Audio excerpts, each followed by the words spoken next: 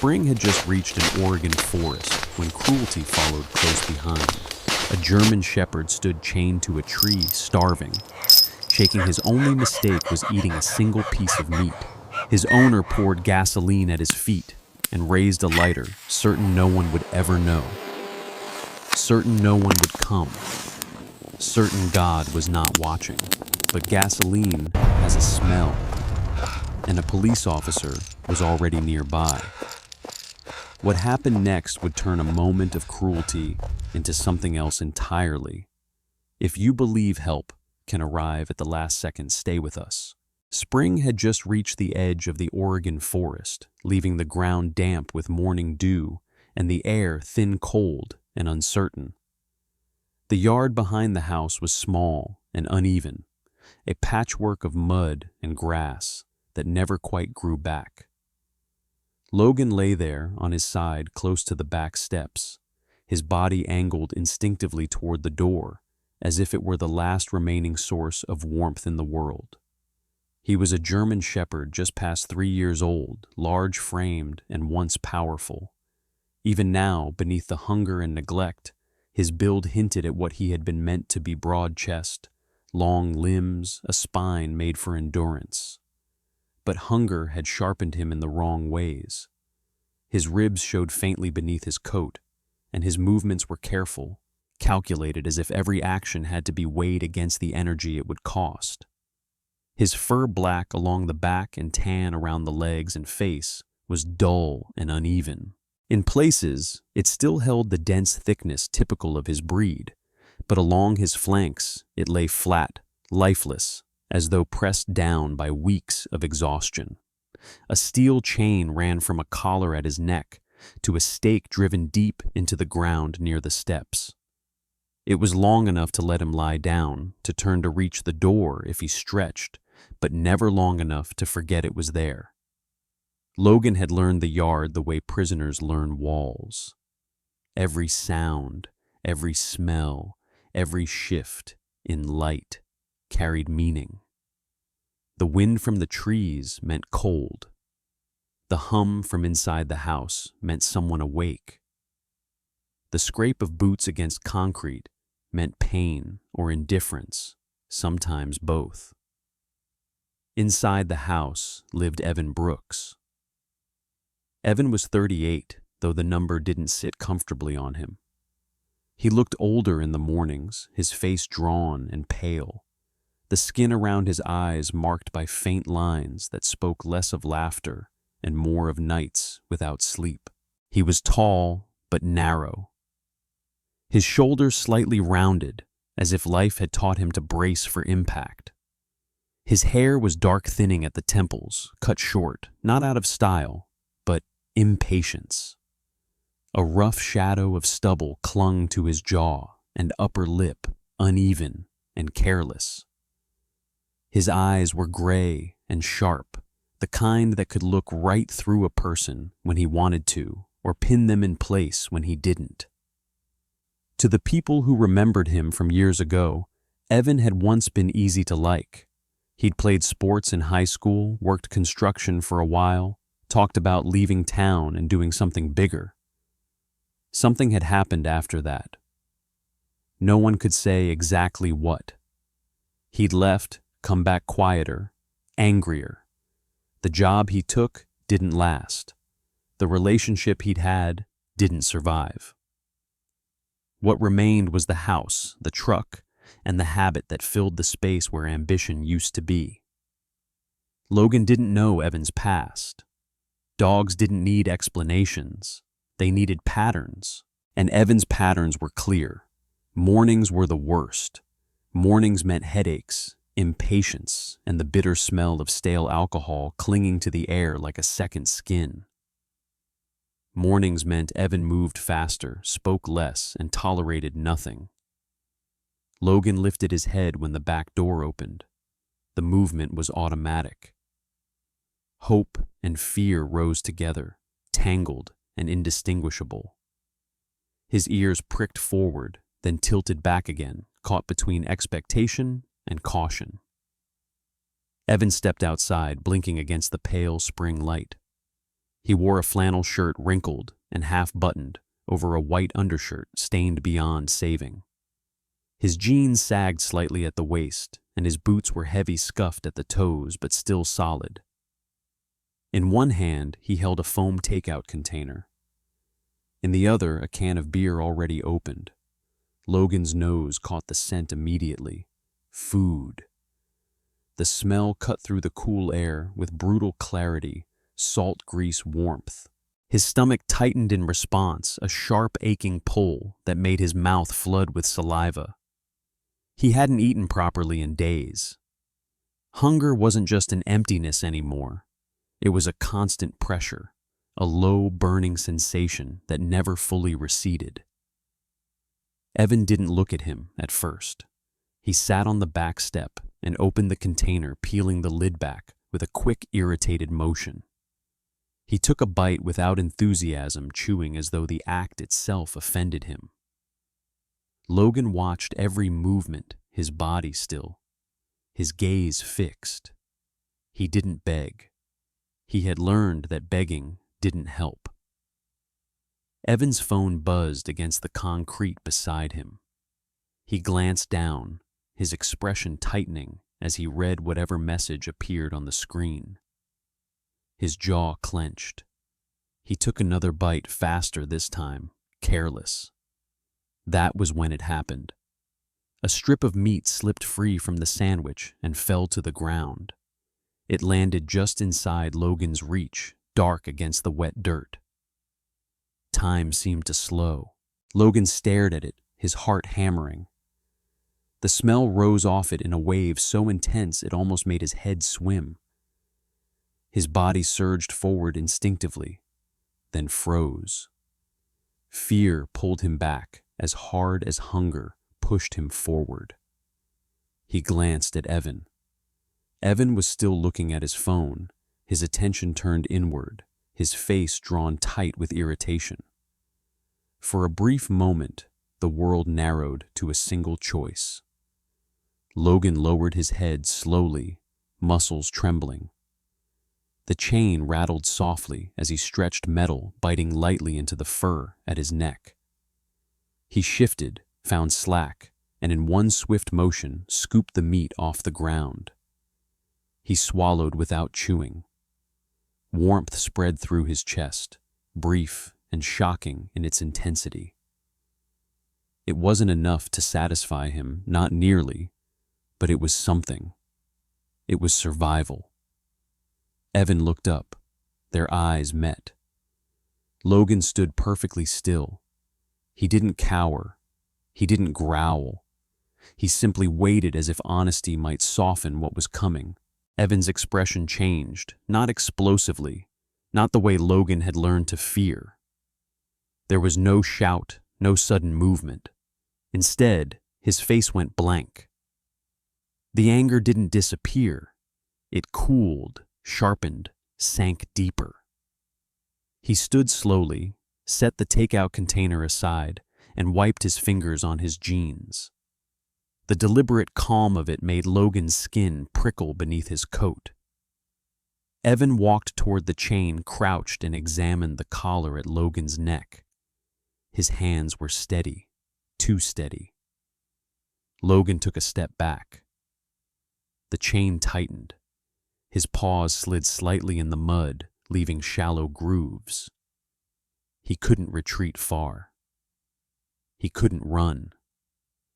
Evan straightened and turned away without a word, heading toward the driveway. A moment later, the garage door creaked open. The sound sent a jolt through Logan's body. He lifted his head, ears pinned back, watching Evan disappear inside. The garage smelled of oil metal and old fuel scents Logan associated with danger, with harsh noises and sharp edges. Evan emerged, walked around the truck, and dropped the tailgate with a loud metallic clang. Logan's breathing quickened. Evan returned to him, grabbed the chain close to the collar, and yanked. Logan stumbled forward, claws scraping against concrete, a startled sound tearing from his throat before he could stop it. "Move," Evan muttered. Logan resisted for half a second, instinct flaring, then gave in. Hunger and habit had taught him compliance.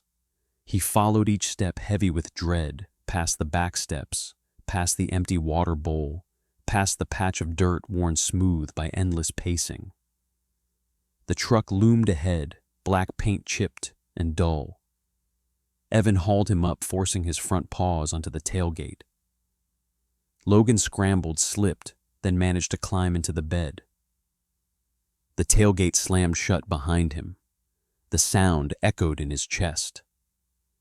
Logan turned in a tight circle chain, rattling, trying to steady himself as the engine roared to life. The truck rolled forward, away from the house, away from the yard that had been his entire world. The neighborhood slid past in fragments, fences, mailboxes, quiet houses still asleep. No one looked up. No one noticed. Then the road curved, trees thickened, and the last familiar landmarks disappeared behind them.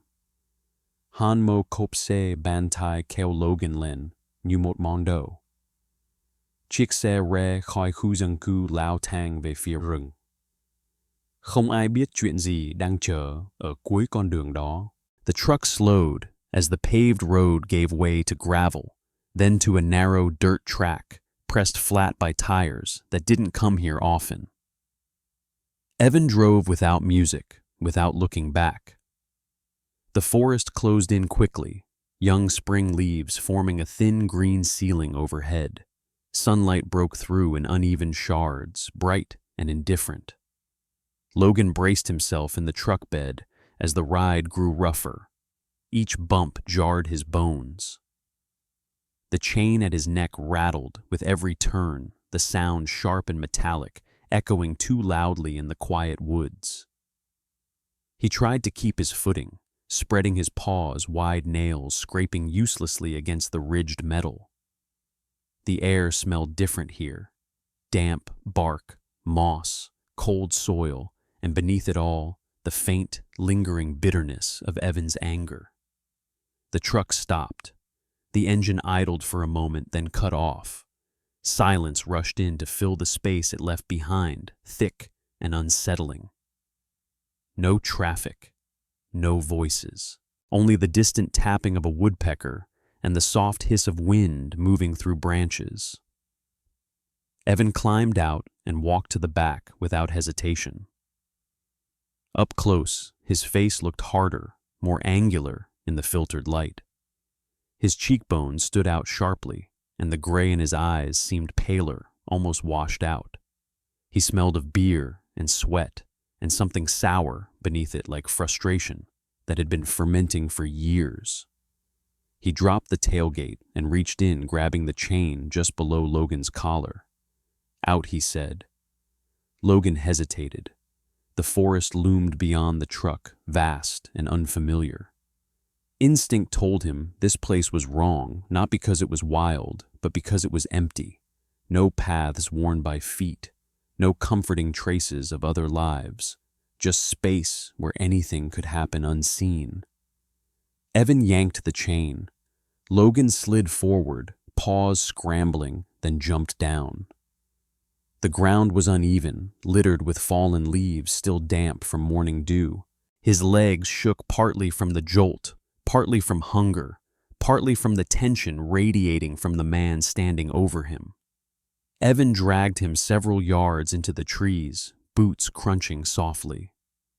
He stopped at a large fir, its trunk thick and scarred roots rising like knuckles from the soil. Without ceremony, Evan wrapped the chain around the trunk and snapped the lock shut. The metal clicked final and unforgiving. Logan circled once, then twice, until the chain pulled tight. He tested it with a cautious tug. No give. Evan stepped back, breathing hard now, chest rising and falling. For a moment, he simply stood there, staring at Logan as if trying to see something that wasn't on the surface. His jaw flexed. His hands curled, then relaxed. Then he turned toward the truck again. Logan watched him go, ears pinned back, every muscle coiled. He caught the smell before he saw it, the sharp chemical bite that burned his nose. Gasoline. Evan returned carrying a red plastic can. The color looked obscene against the greens and browns of the forest. He twisted the cap off the faint glug of liquid inside, sounding far too loud. Should have learned, Evan muttered, not quite to Logan, not quite to himself. He tipped the can. Gasoline splashed onto the ground, soaking into the leaves, darkening the soil. The smell spread instantly, invasive and wrong. Logan recoiled as far as the chain allowed paws slipping on the slick earth. His heart pounded. Fire was something he understood without experience, something ancient and absolute. Evan set the can down and reached into his pocket. The lighter flicked open with a sharp metallic snap. Logan froze. The small flame leapt to life, orange and alive, dancing in the filtered light. Evan held it up, his hand steady, now his face eerily calm. The anger had settled into something colder, more deliberate. "Just a dog," he said flatly. Logan's body trembled. He didn't bark. He didn't lunge. His dark eyes stayed fixed on the flame, then lifted slowly to Evan's face. There was no defiance in his gaze, only confusion and fear, and something else beneath it. A quiet, stubborn will to live. Evan hesitated. It was brief, almost imperceptible. His wrist wavered, the flame dipping slightly. That was when another scent cut through the gasoline. Smoke. Not from fire from distance. From somewhere uphill, faint but unmistakable. And with it, a sound that didn't belong to the forest. Footsteps. Evan's head snapped up. At the edge of the clearing between two young maples, a man appeared. Officer Ryan Cooper moved carefully, eyes scanning, hand already near his radio. He was in his early 30s, tall and broad-shouldered, with a build shaped by long hours outdoors rather than a gym. His uniform fit him comfortably, worn in at the elbows and knees. Dark hair showed beneath his cap, neatly trimmed, and a short, well-kept beard framed his jaw. His eyes were alert, a steady hazel that missed very little. Ryan had grown up around forests like this one. His father had been a volunteer firefighter, his mother a park ranger. He'd learned early that certain smells didn't belong together. Pine and gasoline was one of them. He'd been patrolling fire breaks when the scent reached him, thin but alarming. Spring was dangerous that way, new growth hiding dry ground beneath. Ryan stepped forward, taking in the scene in a single glance, the chained dog, the gasoline-soaked ground, the flame in Evan's hand. "Police," Ryan called out, his voice firm but controlled. "Put the lighter down." Evan turned slowly. For a moment, the two men stared at each other across the clearing. Evan's face, hardened eyes, flicking from Ryan's badge to his belt, then back to his face. Logan shifted chain, scraping softly against bark. "Back off," Evan said. The flame trembled now, no longer steady. "This isn't your business." Ryan raised one hand, palm open, keeping his other close to his side. He took a cautious step forward, positioning himself so he could see both Evan and Logan clearly. "Step away from the dog," Ryan said. "Now." The lighter burned bright between them. The forest held its breath. No one moved. The forest seemed to contract around the small clearing, every sound muted by the tension hanging in the air. Evan's smile twisted into something brittle, his lips pulling back just enough to show teeth. He lifted the lighter, higher arm extended, as if elevating the flame gave him control over the moment itself. The fire wavered in the breeze. Logan forced himself upright. The chain bit into his collar, digging through fur and skin, but he didn't retreat. Instead, he shifted his weight forward, placing his body squarely between Ryan and the flame without understanding why. It wasn't bravery in the way humans defined it. It was instinct, an animal's need to place itself where danger gathered, as if doing so could somehow absorb it. Ryan noticed immediately. He adjusted his stance, feet spreading slightly on the uneven ground, knees bent.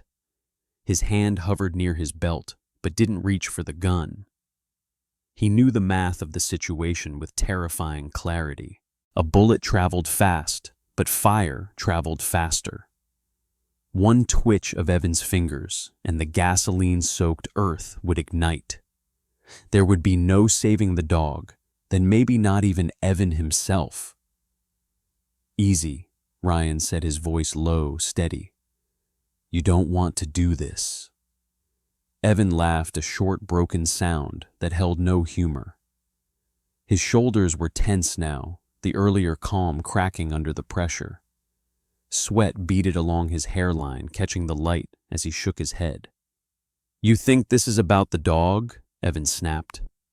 "You think you know what I want?" Ryan didn't answer right away. He took a slow step to the side, careful to keep Evan's focus on him and not on Logan. He needed Evan looking at a human face, not an animal one. "I think you're angry," Ryan said, "and I think you're about to make it worse." The wind picked up, rustling the new leaves overhead. The smell of gasoline thickened, spreading outward in a low, choking wave. Logan's nostrils flared. His body trembled harder now, each breath shallow and fast. His eyes flicked between the flame and Ryan, searching for a cue that never came. Evan's wrist shook. For a fraction of a second, Ryan thought he saw doubt there, not mercy, but fear. The kind that surfaced when a line was about to be crossed, and the person standing at its edge realized there would be no stepping back. "You don't get to tell me anything," Evan said. His voice cracked on the last word. Ryan raised both hands slowly, palms open, a universal signal meant to calm rather than command.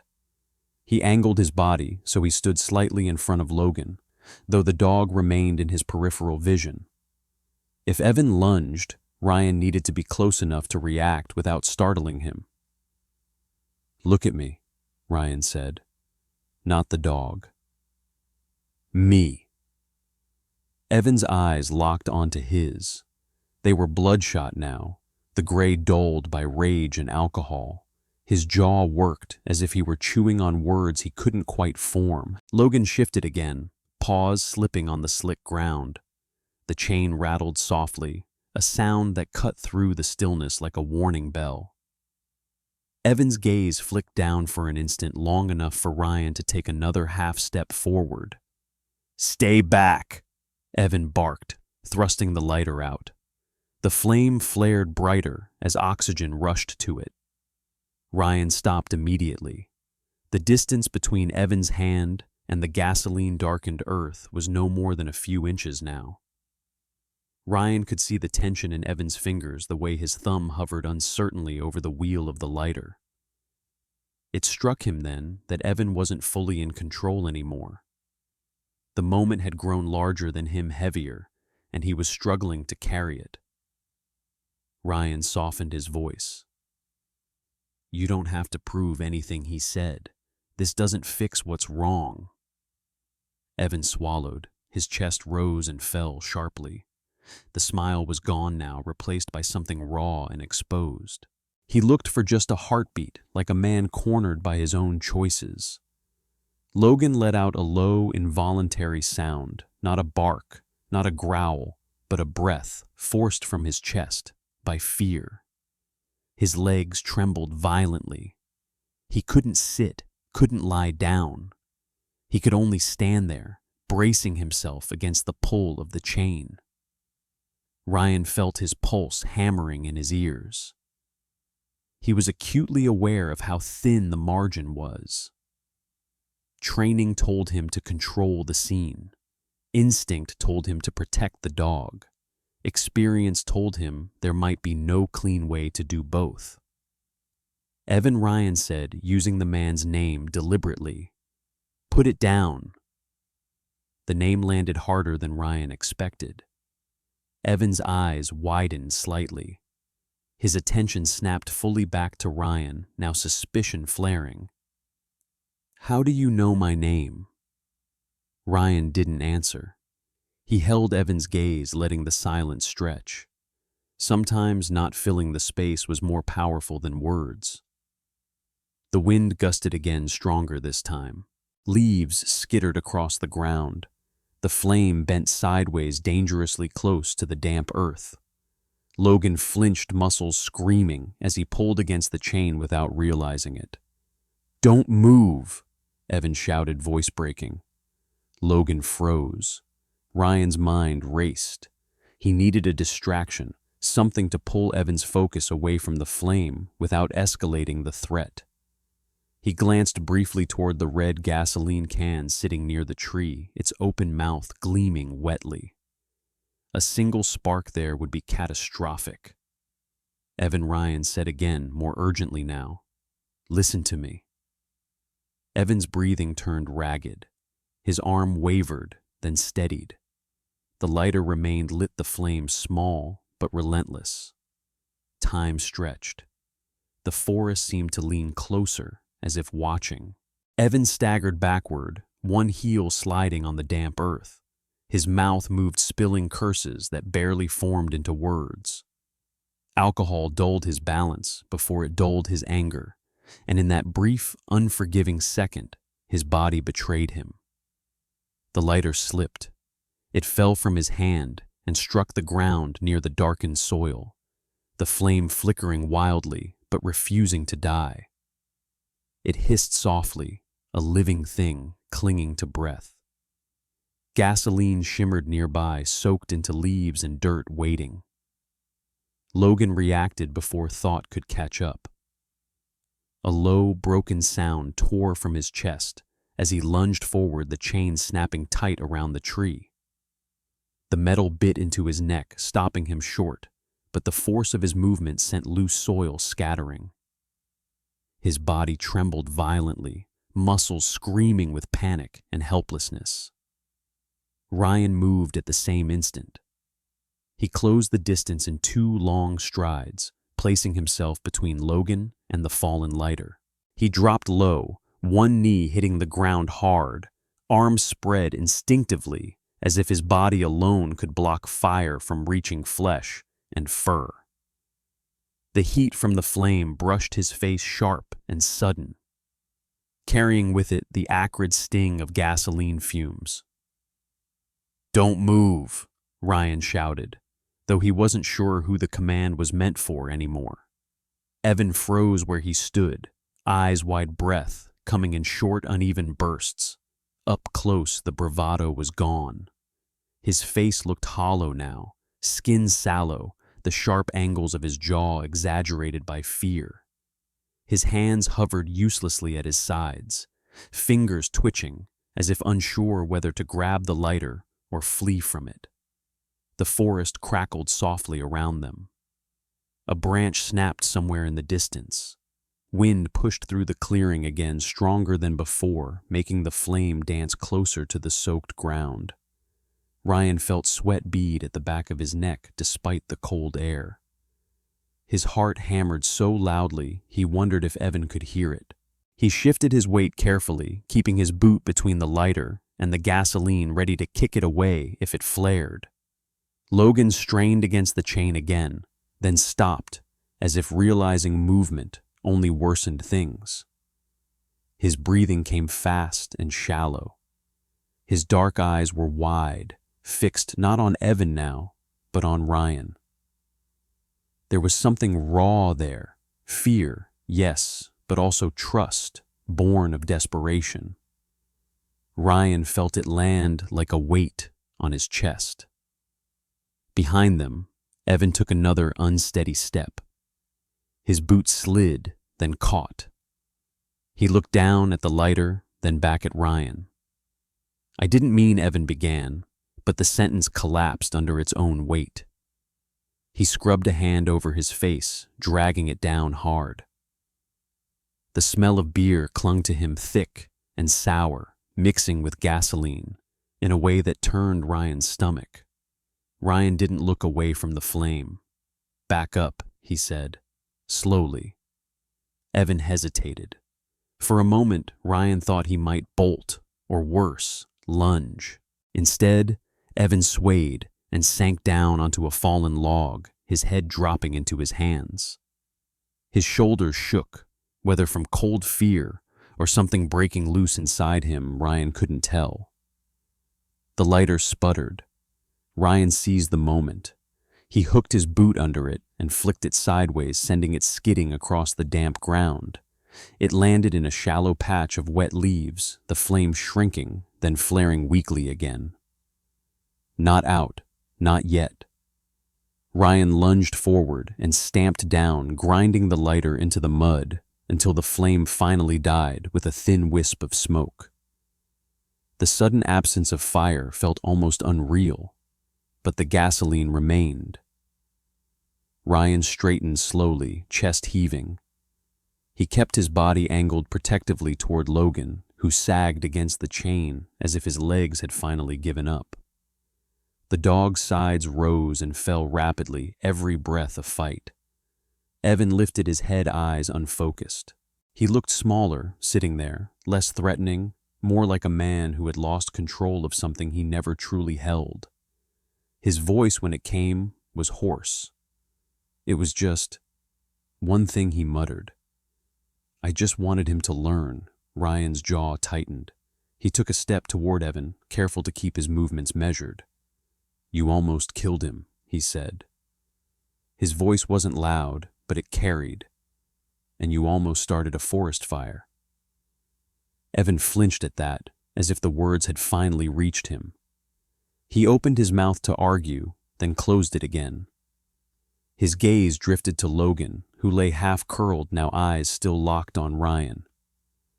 The wind eased, leaving the clearing unnaturally quiet. Ryan reached for his radio, but paused. He needed to secure Evan first. He needed to get Logan free. He needed to make sure nothing else here could ignite. Everything pressed at once, each decision layered over the next.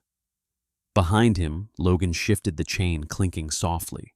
Ryan turned his head just enough to meet the dog's eyes. "I've got you," he said quietly. The words steadied him as much as they seemed to steady Logan.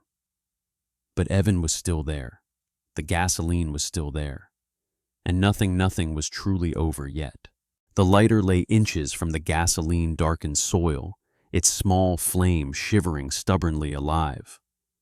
The wind toyed with it, breathing just enough air to keep it burning, not enough to snuff it out. Ryan felt the moment tighten around them, a vice closing with no room left to negotiate. Evan surged up from the log with a strangled sound, panic finally overpowering hesitation. He lunged for the lighter, fingers outstretched, not with intention, but with instinct, the same reflex that had driven him all morning. His boot slid again on the wet leaves. He caught himself on one knee and kept reaching. Ryan met him head on. He grabbed Evan's wrist, twisting it just enough to stop the reach without breaking it.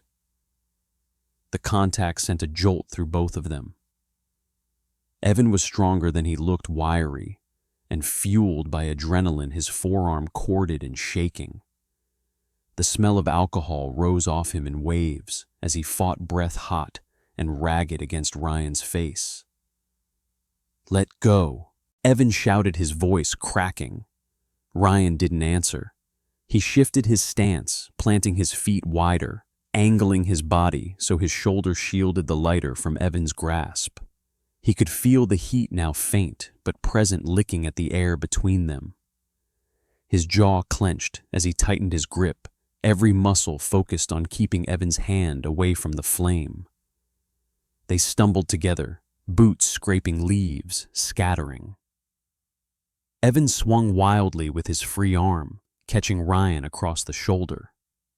The blow wasn't clean, more desperate than skilled, but it staggered him half a step.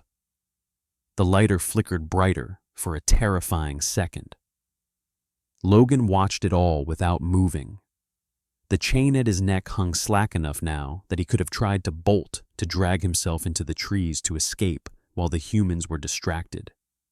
Any animal with sense would have taken that chance. Logan didn't. His body trembled so hard it rattled the chain softly against bark, but his paws stayed planted. His gaze never left Ryan, not the flame, not Evan. Ryan felt that gaze like pressure between his shoulder blades. The lighter rolled slightly as the men grappled, edging closer to the soaked earth.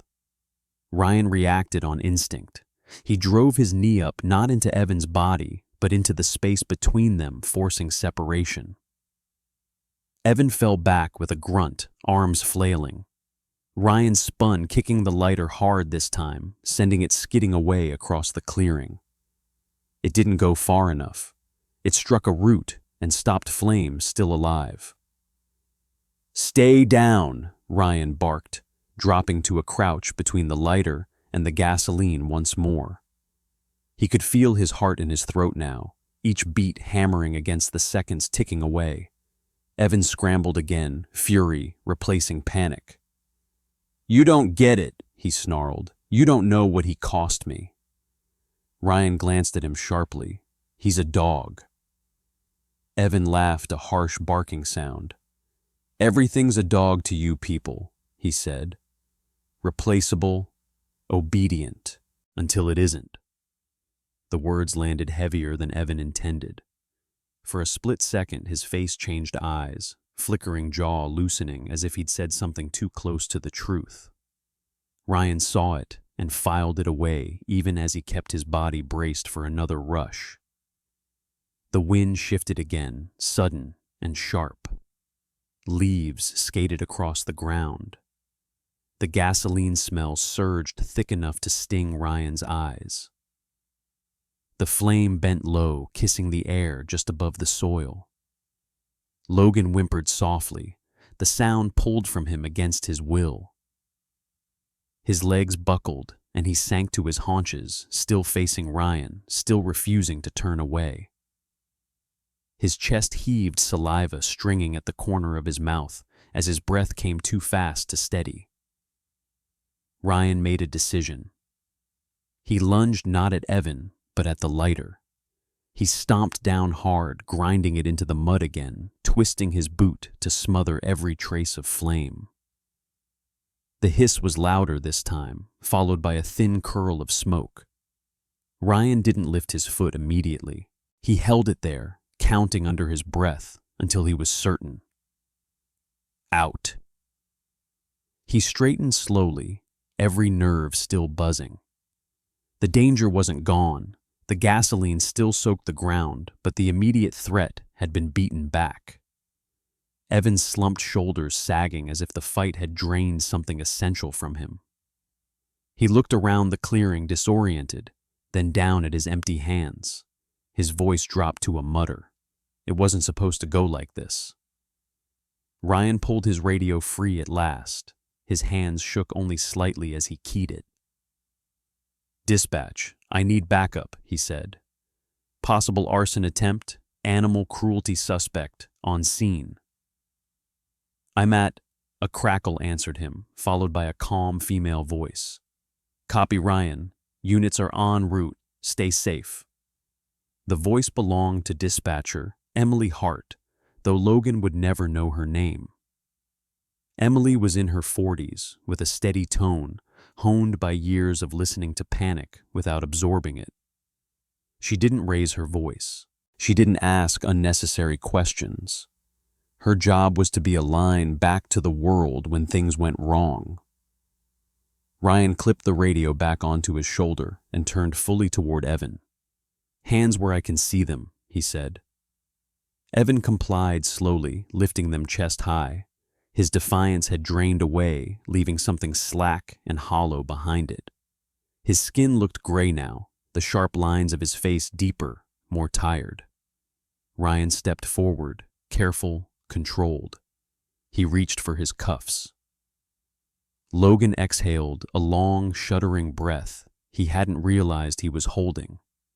His eyes never left Ryan's hands as the metal clicked closed around Evan's wrists. The clearing settled into an uneasy quiet. No flame, no movement.